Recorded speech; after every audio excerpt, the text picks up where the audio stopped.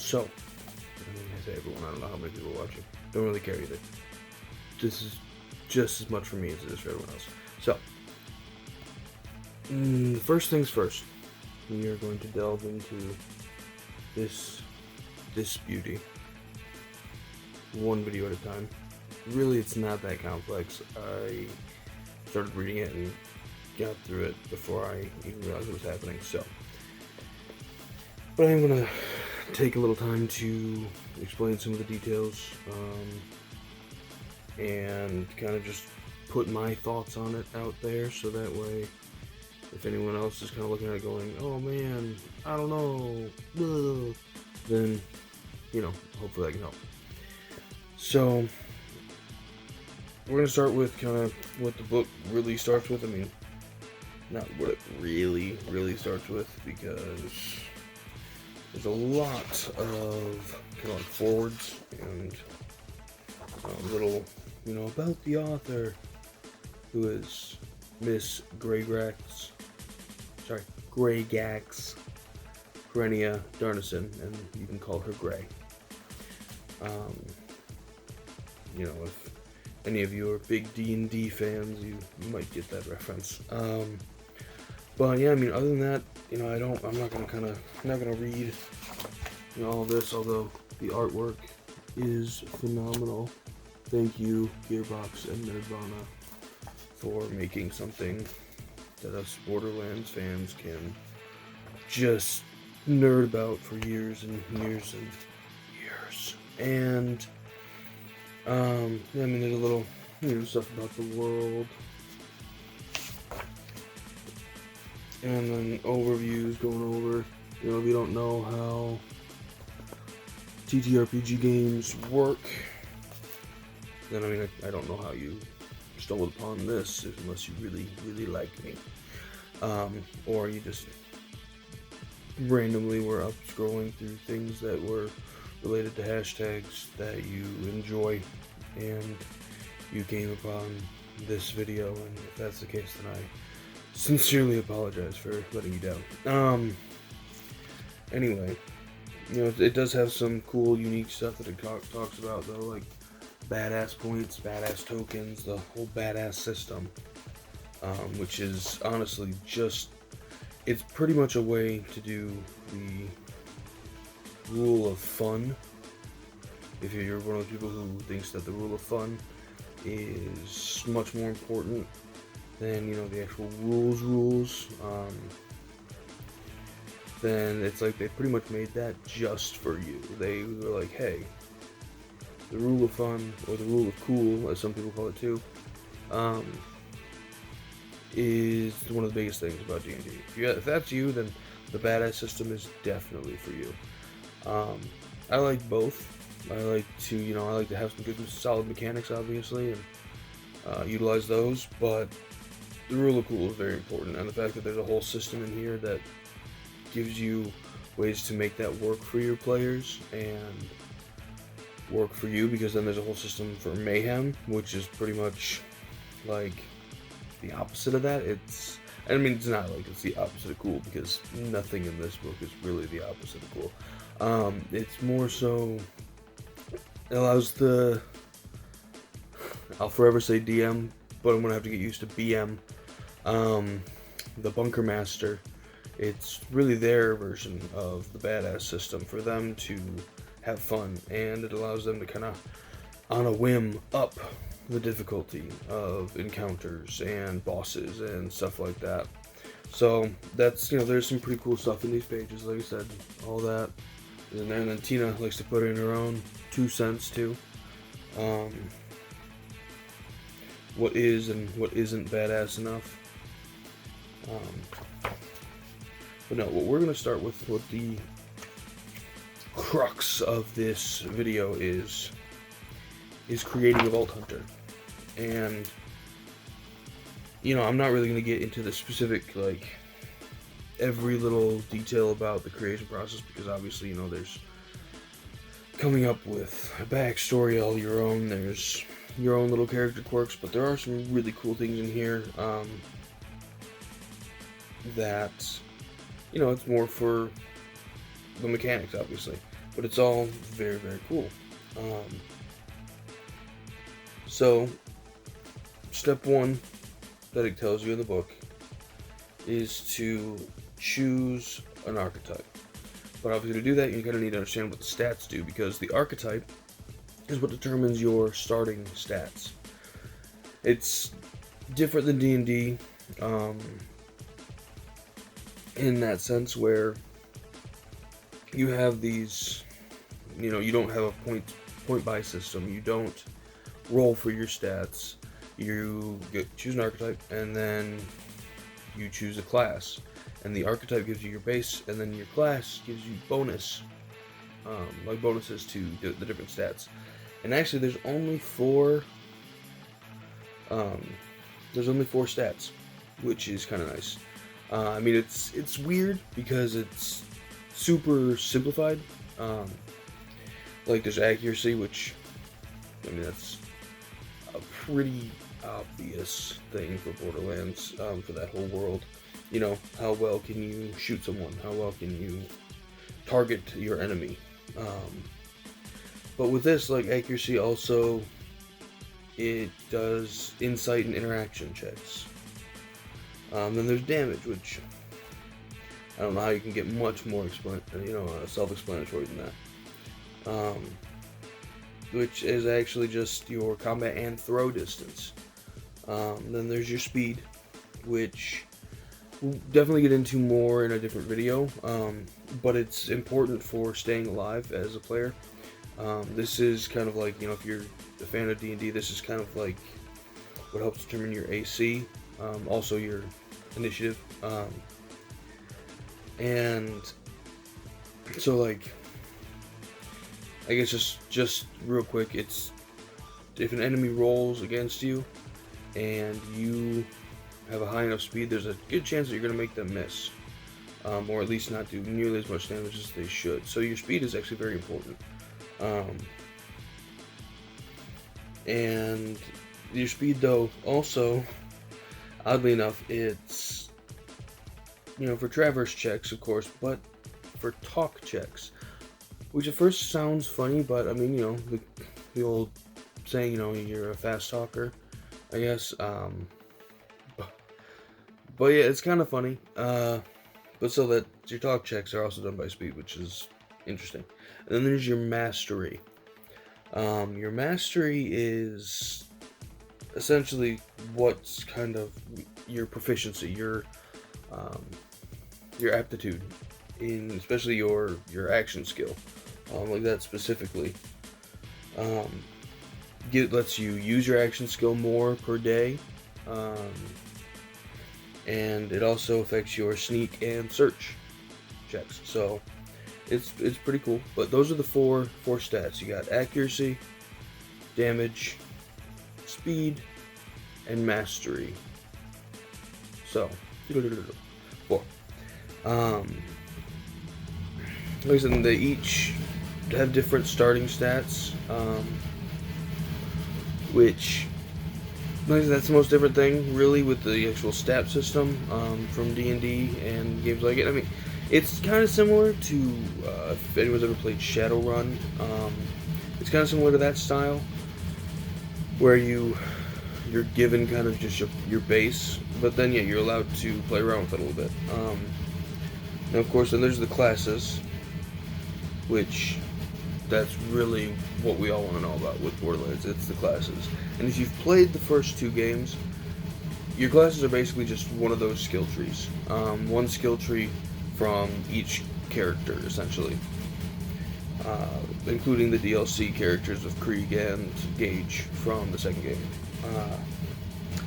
And those are what give you your little bonuses. Like, let's say, this is just an example, like there's the Enforcer. If you choose that archetype, which is your high damage character. So your accuracy is a 1, your damage is a 4, your speed is a 2, and your mastery is a 0. Well, then let's say for your class you choose, no, we'll just kind of go a very classic setup: Enforcer and Berserker, which is your brick class. Your high damage melee, almost like if you were to translate it to D&D, kind of a monk-like class. I mean, except for, he's not super zen. He's more punchy, boom, boom. But still, that's essentially what it is. So let's say you go with the Enforcer, right? Your damage is a 4. Well, the Berserker gets a +2 to that stat. So then your damage stat becomes a 6, and they get a +1 to speed. So then your speed stat becomes a 3, and they get a nice little +1 to mastery. So you get your mastery to be a 1 instead. So it's a nice way to kind of really customize your character, though, because you have these 4 archetypes. Enforcer, which, like I said, is your classic kind of damage dealer. Elemental, that's like wizardy, magical, and here it's kind of more like you're a science experiment and you get to shoot lightning out of your face when someone punches you in it, and hurt them a little bit. And then there's your Deadeye, classic kind of sniper long range. Then the Guardian, which is the healer, the protector. So you get those 4 archetypes, and then you have these 10 classes. So between those, you can really do quite a lot of variety. And later on, you're actually able to multi-class those not really the classes, but the archetypes. You are able to choose more than one, and that adds even more variety to the characters, because at first you're that punchy Berserker, and then you're like, what, but I need to protect my allies, so I'm going to be able to be a healer and a guardian. I'm a protector, so that's kind of neat. So yeah, first you choose that archetype, get your base stats, choose the class, add whatever it says in this handy little class stat bonus area here, because there's your archetype section, and then the bonus. So then from there, you take a look from choosing your class. Then you have your action skill, which, I mean, we all kind of, if you're a fan of the Borderlands games, you already kind of know what those are. For your assassin, you've got your decoy. Send out the decoy, you turn invisible, sneaky, stabby. Then for your Berserker, you've got the heavy punches, like I said, punchy, boom, boom. Commando, you've got, that's your accident commando. So his turret from the games was much more, he was meant to just kind of be the one-man army. You can throw his turret attached to a wall, tear something to pieces. Now, that's not saying Roland's turret is any less special, because we all know in Tina's book, Roland is going to be very, very special. But it's more so to say that, I'll get into that in a minute. Anyway, so you got the Commando, the turret-based damage dealer. Then you have the Gunzerker, who, again, if you knew the games, that's Salvador. Dual-wielding 2 guns from your inventory and attacking just full-on one enemy with those guns. I mean, if you end up getting multiple legendaries and you're a Gunzerker, you could deal some crazy damage depending on how lucky your rolls are.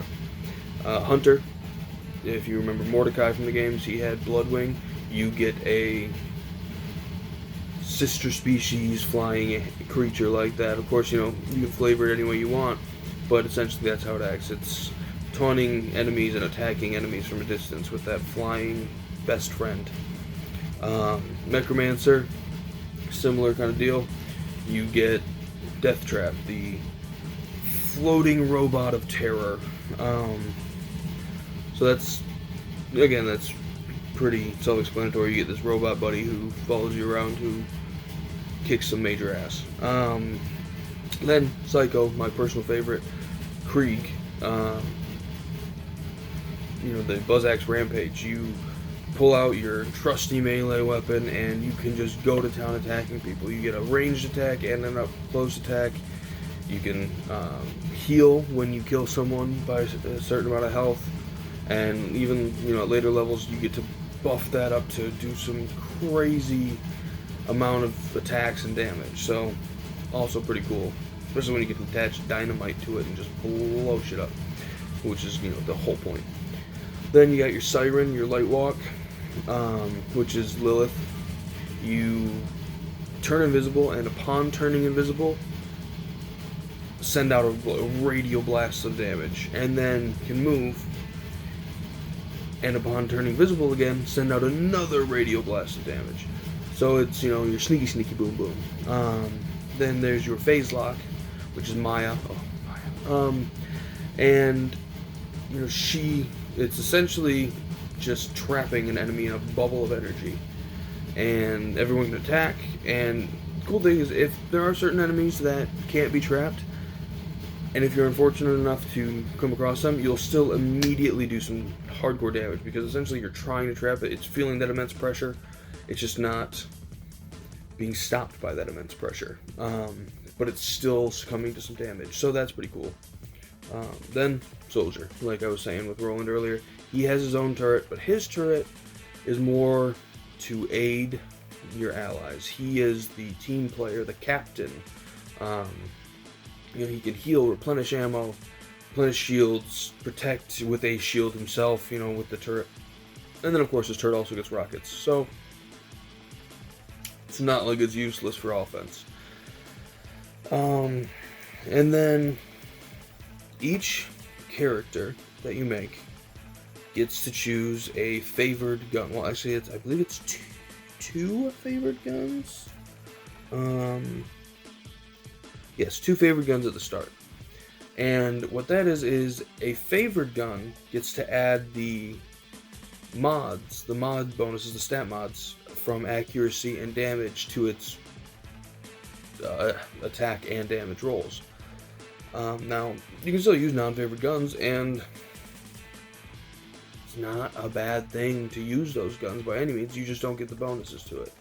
Because sometimes you're going to get that super legendary, awesome sniper rifle, and maybe your character's just hasn't gotten around to, learning how to snipe. You're still going to want to try. You're still going to want to see if that super awesome legendary effect is going to be a possibility for you. So, you're still going to want to use it, but you just don't get to add those cool bonuses. But eventually, through the game, as you level up, you will be able to choose, based on your archetype, more favored guns. So, it's pretty, but it's pretty self-explanatory. Then there's your skill tree, and yeah, it even says in the book, okay, so this part is going to look complicated, and it does look complicated, but it's really actually quite simple. And you've each class has their skill tree, and those skill trees have tiers. Now, each tier, in order to unlock the next one, you have to have 3 skill points put into the previous. So, when you first start, you have a point that you can put into tier 1, which is great. But you can't do anything in tier 2 until you have 3 points put into tier 1. Now, one cool thing that I've noticed that this does different than the games, even though you only have 1 skill tree, whereas the games you have the 3, it looks like, as far as I can tell, and at least this is how we'll be playing, so, if Nerdvana or Gearbox wants to hop on here and tell me I'm wrong, feel free. But for certain skills, unless it tells you that you only take it once, or it doesn't say that it's, per skill level, because certain ones say, like, you get a plus 10 health per skill level, but it doesn't say there's a cap on that skill level, which means you can just keep putting points into that. And so if you want your person to just, like, have, 10 points in a certain thing that maybe increases melee damage or increases health, then you can do that. You don't need to put, only 3 or at most 5 skill points into a certain skill, as the games say. The games, there are certain ones you can only put 1 skill point in, and that's still a thing. But the ones that, maybe in the games you can only put 5 into, and now there's, like, no limit, so you can just keep putting them in, which I think is real sweet, because you can make a very specific type of character, and honestly have way more precision in how you build your character than in any of the games. And like I said, I think that's really cool. Then there's your melee die. So after you go through your skills and do all that, like I said, just 3 skill points unlock the next tier. You can keep doing that if you want to unlock every tier. And I mean, for a lot of these, you're definitely going to want to unlock every tier, because that ultimate move is really sweet for each of the characters. Anyway, so the melee die is essentially your health. I mean, it's your melee as well, but when you level up, you roll that melee die, and then you add your mastery mod, and that gives you your new max health every time. But the melee die is what you roll when you do melee attacks. And I'll get into how gameplay works in a different video as well, but there's some cool aspects to the damage system in this as well. Then we get into backgrounds. Now, backgrounds are fun and funny because even though this was written by Grey Gax, there's a lot of notes and addendums written by Tina, of course, and that makes it super duper fun. So you have your background, which, there's a whole bunch of different backgrounds. Each class has its own background set, and I'm just gonna give let's see, 2 examples real quick, just so that you kind of get what I'm saying here. Like the assassin, which is 0. The backgrounds, there's one called Enigma, where it's you have gaps in your memories of the past, making you not only a mystery to others, but also in some ways to yourself. And that gives you a +1 to your accuracy and -2 to your interact checks. So that's kind of neat. And I'm just gonna go again to my favorite, because I love the Psycho class. I do. Krieg became my favorite character as soon as he was released. And so Psycho backgrounds. Stop talking to me! I'm a social butterfly! -2 on insight, interact, search, and sneak checks, but +2 on talk checks, which is weird for a Psycho. So, it's just little fun things to do there. And you just pick that gives you your final kind of little bonuses there. And then you do your traits, so I guess not really your final bonuses, but that's kind of your big, just based on your class. Then there's traits. Now, everyone has to get 2 traits. You can choose one. There's, I believe, about 50? About 50 traits, give or take. Because you have to roll the D100. You can choose one, and then you have to roll for one. If you roll, somehow you magically roll the one that you chose, just re-roll. But there's I'll read one from Grey Gax, which is your trait is freelance. You used to get a regular paycheck, now you don't. On the upside, freedom. On the downside, ramen for every meal. And you get +5 on mercenary insight checks. Seems kind of like a classic D&D style of trait. Then there's this one called Macho Man. And this one's a Tina one. You were a professional wrestler who decided you need the ultimate prize. +5 to melee attacks if they're pro wrestling moves. Again, useful, helpful, weird, but it's Tina, so of course. So yeah, those are your traits. You roll a D100 and then you pick one yourself. You get those 2 traits, and then you move on.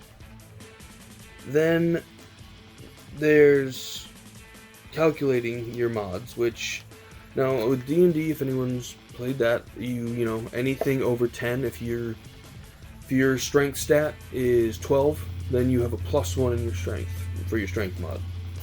Well, they kind of simplified it. It's literally just half of the actual stat rounded down. So you have 4 in accuracy, you got a 2 for an accuracy mod. If you've got a 7 for speed, then that means you've got a 3 for your speed mod. You know, simple enough stuff. Then there's your checks. So like your check mods. So you take whatever one of the mods for your stats and apply them to those checks. Like there's your insight, which is accuracy, your interact, which is accuracy, search and sneak, which is mastery, your talk, which is speed, your traverse, which is speed. So then you just, look at those, write those down, make sure that you've got all that data readily available. And then you have, of course, there's your level. The leveling system is interesting. You've got little segments on your character sheet, and you write down how much each segment is worth, and you fill up the segments as you earn that amount of XP. Like, initially it's like one segment is 100 XP. So, because this game apparently treats XP like candy. So as you get 100 XP, then you fill in a segment. So, each segment 100 XP. That'll change as you level up. Like I said, your health will change as you level up. You roll that melee mod plus your melee dice plus your mastery mod. You get a new total amount of health. Your badass rank. Now that applies to the badass system, which again, once we get into that in a different video, then it'll all make more sense. But the badass system, you get points, and you are able to do these super crazy, complicated, badass maneuvers that the BM sets a DC for, a number that you have to roll against. And your badass rank gets added to your roll, so that maybe you have a better chance of overcoming the difficulty level set by the BM to achieve this badass thing that you want to do. And so, yeah, those ranks definitely help out. And then from there you get your starting items, which is just literally, it's labeled as a crappy whatever type of gun it is, SMG, pistol, shotgun, whatever, just crappy.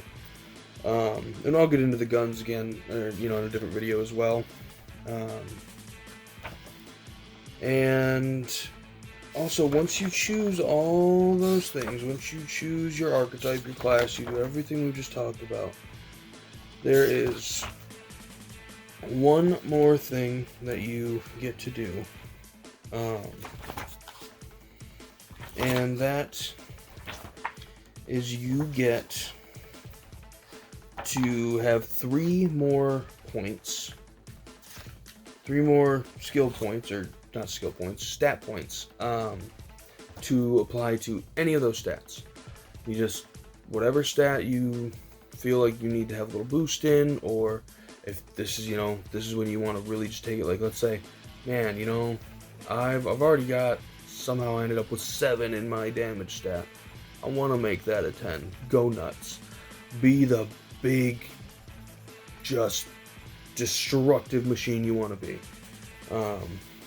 Because that's pretty much the point in Borderlands, is just cause as much chaos, blow as much up as you can, and just have fun with it. Just destroy things. So yeah, you get those 3 points. They're just free points to add. So after you do your traits, your background, your archetype, your class, you finally get that total. Add 3 more points in there, and just choose what stat to go with. Now, quick rundown, just because I know I went through the classes already, but I'm just gonna kind of. So there's your assassin. The just beautiful, obviously much more fantasy version of Zero.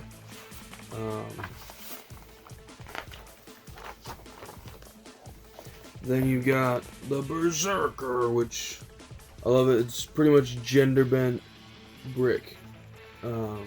which I can definitely appreciate that. Add a little diversity in there. It is Gearbox. They've been pretty great with that kind of stuff.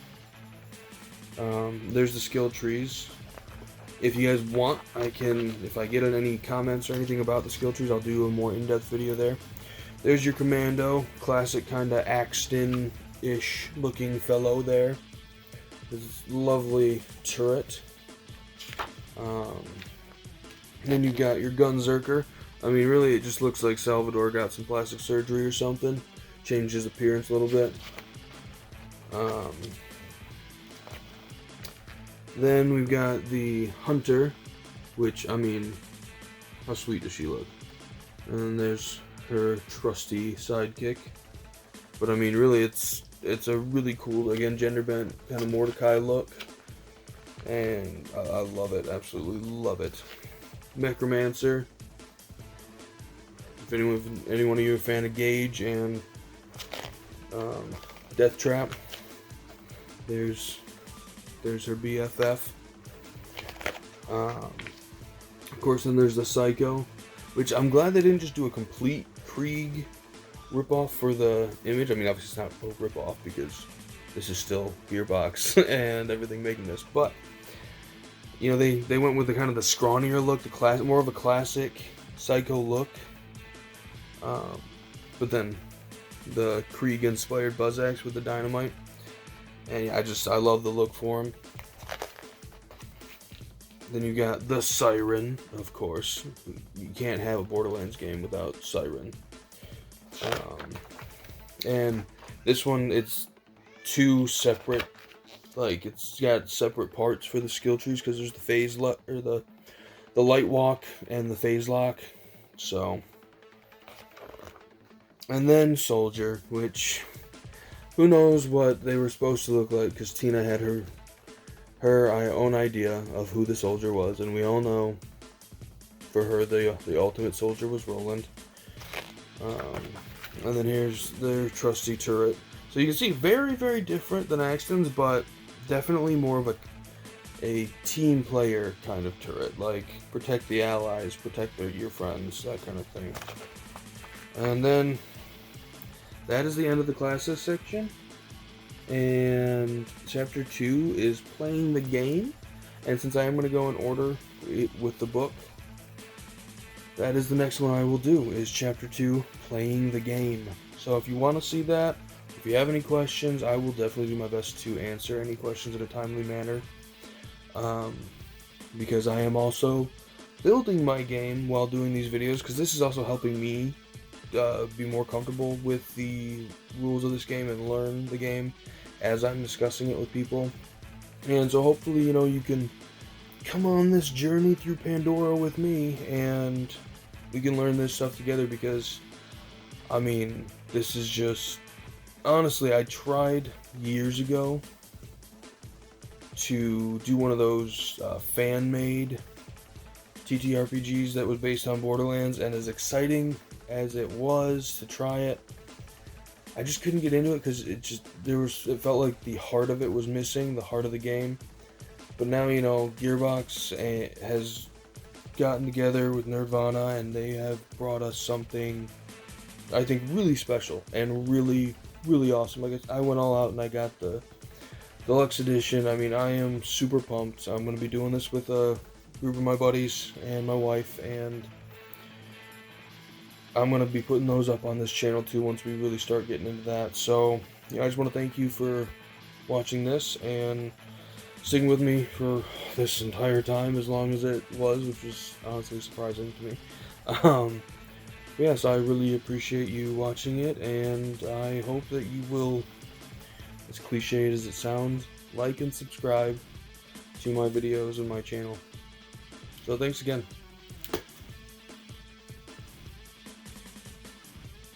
Now go blow shit up.